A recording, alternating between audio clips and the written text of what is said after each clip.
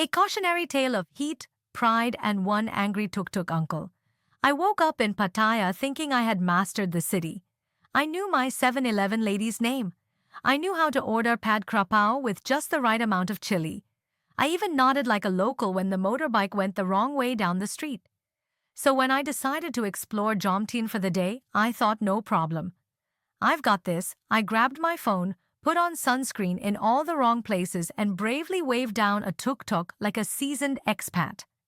The driver nodded. I said Jomtien Beach. He smiled. I assumed that meant yes. What I didn't know is it could have meant anything from yes to I don't know what you said, but I'm too tired to argue. I sat down feeling like a pro, pulled out my phone, took a selfie, sent it to my group chat with the caption living my best. Pattaya life.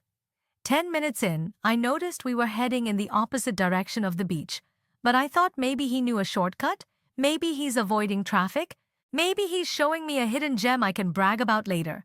Then he stopped, pointed at a mall, and smiled like he just revealed the secret to eternal youth. I looked at the mall, then at him, then at the mall again. He said, Jomtien. I said no. Jomtien Beach. He said yes, Jomtien. I said no water.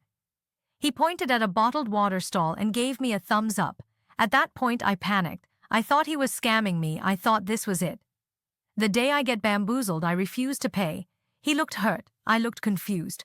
We both stared at each other like two people in a foreign film with no subtitles. Then he took out his phone, opened Google Maps, zoomed in, and showed me that we were in fact in Jomtien. Just not the beach part, just the part with malls and motorbike parts, and one guy selling secondhand fans. I felt the shame rise like a spicy Tom Yum flashback. I apologized in every language I could remember. He laughed. I laughed.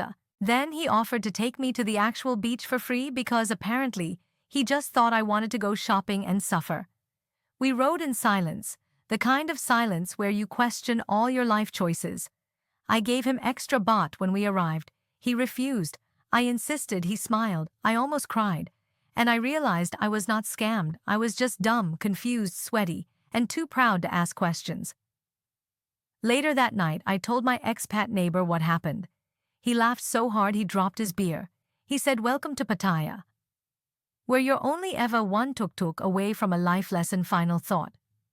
Sometimes it's not a scam, it's just a misunderstanding wrapped in humidity and miscommunication. And sometimes all you need to fix it is a little kindness, a shared laugh, and a tuk-tuk ride that reminds you you're still a tourist. No matter how many bowls of noodles you've eaten,